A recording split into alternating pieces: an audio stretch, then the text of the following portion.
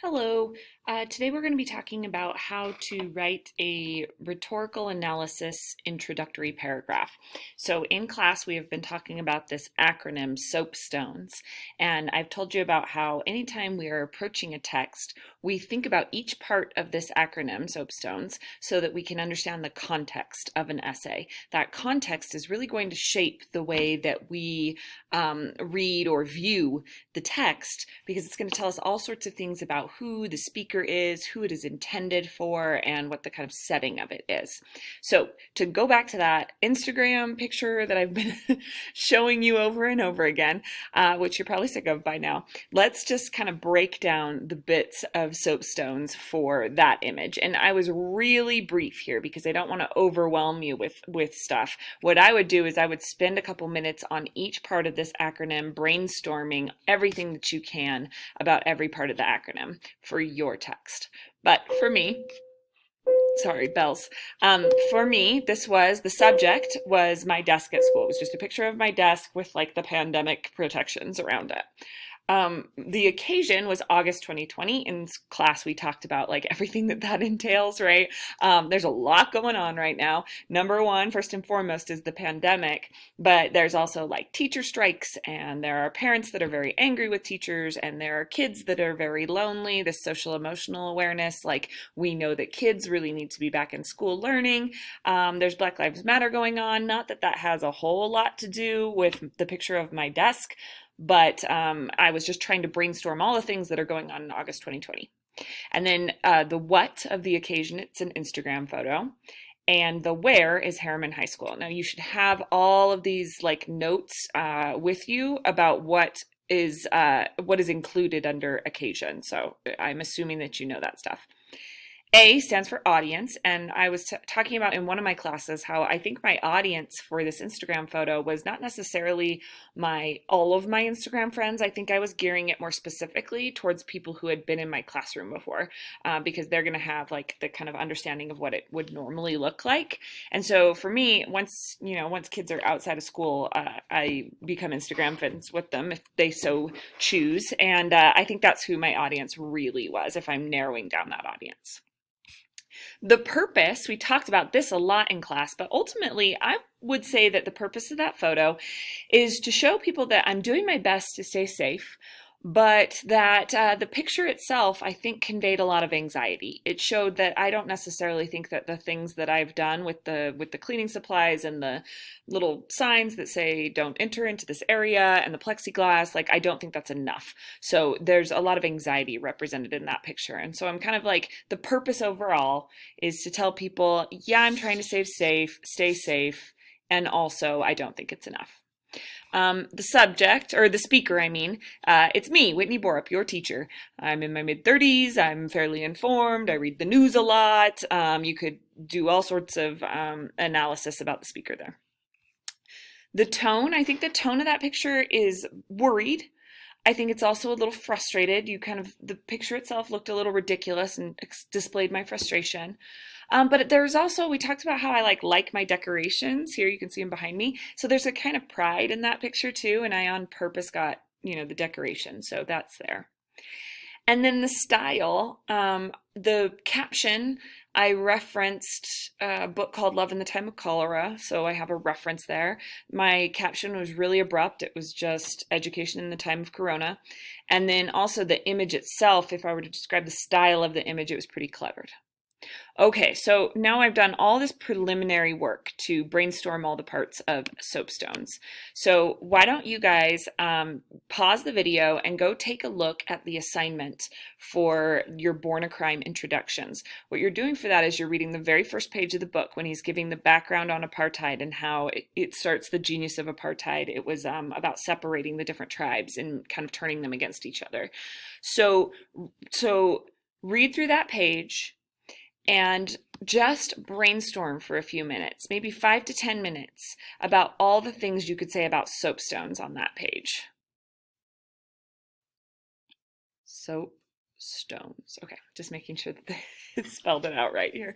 All right, so yeah, brainstorm. Okay, then come back to this video and listen to how we're going to write our introductions. So in order to write the introductions, you're going to kind of combine all of this information to provide context to your reader. So ultimately, a rhetorical analysis is trying to answer the question, how does the writer make language choices in order to persuade her audience? So ultimately, you are writing a paper about how this writer persuades their audience. So you need to know all of this information to start off in order to answer that question, because you need to know what the conditions were when they were trying to persuade their audience, who their audience is, what their actual argument is, and who they are as a writer and what they're doing then to persuade. So in my intro here, I'm going to start off just explaining the occasion a little bit. In August of 2020, Whitney Borup posted a picture on her Instagram page. There we go. The picture was of her desk and the plexiglass wall in front of her desk. Let's make sure it says her desk in her classroom. Okay, I'm already running into problems. I'm doing this live so that you can kind of see what the process looks like. So I'm running into problems here because we need to know that I was a teacher, or this is a little bit confusing, right? So I need to add a little bit of information about my speaker, and only the information that I think is relevant. I don't think it's super relevant that I'm in my mid-30s. It's not like a particularly dangerous age for COVID, and so I'm just going to put a high school teacher. And then I'm going to name the teacher, me, Whitney Borup. In August of 2020, a high school teacher, Whitney Borup, posted a picture on her Instagram page. The picture was of her desk in her classroom and the plexiglass wall in front of her desk. Due to the COVID-19 pandemic of 2020, Borup, because if you don't want to refer to the first name when you're writing this kind of analysis, refer to the person by their last name. It shows a kind of respect. You could even add more respect by adding the doctor there. Due to the COVID-19 pandemic of 2020, Dr. Borup had posted notices around her desk asking students to stay 6 feet away. Let's see if there's any other information we would like to add in here. Let's add in the audience. Okay, so we still need the audience here. Her Instagram was followed by many students who had taken her class in years past and would recognize the desk in her classroom. She was seeking, let's say, like, what was my purpose? I was seeking empathy and understanding for her particular concerns as a teacher in a classroom full of potential carriers of the virus. So there we go. That's kind of like my purpose, right? I'm looking out, I'm trying to find some empathy, some understanding. I want people to know kind of like how anxious I am. That's like what social media is for a lot of the times, right? Getting that support from people. So she was seeking empathy and understanding for her particular current concerns as a teacher in the classroom full of potential carriers of the virus. Okay, so then I really want to say something about the tone. Well, if you look, I have the subject, I have the occasion, I now have the audience. I've gotten a little bit into the purpose. I want the tone, and I want something about the style. So I'm going to say, using a reference to a work to classical literature, there we go, using a reference to classical literature, which was love in the time of cholera, she captioned the photo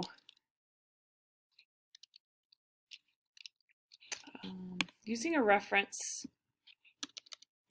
to classical literature combined with a picture of a overly cluttered desk space.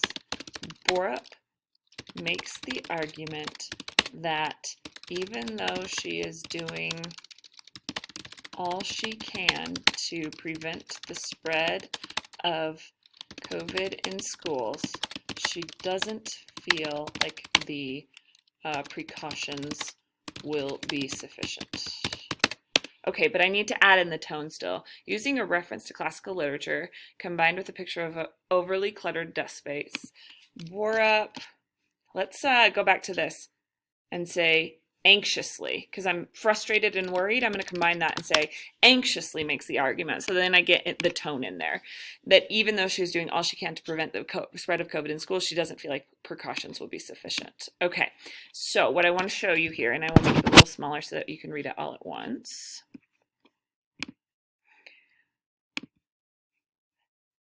What I want to show you here is the introduction then to a paper. So let's read it all through again. In August of 2020, a high school teacher, Whitney Borup, posted a picture on her Instagram page. So there I get the occasion and a little bit about the speaker. The picture was of her desk in her classroom and the plexiglass wall in front of her desk. There's the subject. Due to the COVID-19 pandemic of 2020, a little bit more about the occasion, Dr. Borup had posted notices around her desk asking students to stay 6 feet away. A little bit more about the subject. Her Instagram was followed by many students who had taken her class in years past and would recognize the desk in her classroom. There's my audience. She was seeking sympathy, empathy, and understanding for her particular concerns and as a teacher in a classroom full of potential carriers of the virus. So there's my purpose, right? Now, this last sentence is really important. This is where I'm going to get into the style and the argument itself. Using a reference to classical literature combined with a picture of an overly cluttered desk space, there's the style. I need that. There's the style. Borup, anxiously, there's the tone, makes the argument, and then I'm going to finish up with the argument, that even though she is doing all she can to prevent the spread of COVID in schools, she doesn't feel like the precautions will be sufficient. And that is an introduction for rhetorical analysis. Basically, if I were to write this, which you're not going to have to do, but if I were to write this actual essay, I would be writing about why this reference and why the clutter on my desk and why the anxious tone is going to be persuasive to my stated audience up here. So you'll notice here it's not that long, my introduction. It's a few sentences. Let's count. 1, 2, 3, 4, 5. 5 sentences, and I think even in the Canvas description I say it should be about 5 sentences. They're a little bit long sentences, but they're 5 sentences. And what you're trying to do is you're trying to get in all of the information of soapstones, everything relevant, at least, to answering this question. Everything relevant you're going to put in an introduction to a rhetorical analysis. So your assignment is then to do this with the first page of Born a Crime. I want you to read that first page, do some brainstorming about soapstones. You might have already done that if you paused the video and came back. And then you're going to try to write an introduction as though you were going to have to write an essay. So it's an imaginary essay. You're not going to have to write it yet, but it will say, how does Trevor Noah make language choices in order to persuade his audience, right? So you're writing an introduction to that kind of an essay. Okay, if you have any questions, let me know. I can try and walk you through it, but basically you're going to get points for trying this one because this is hard stuff. So do your very best on this. Work through it the way you think works best, and I'll take a look at them when you're done.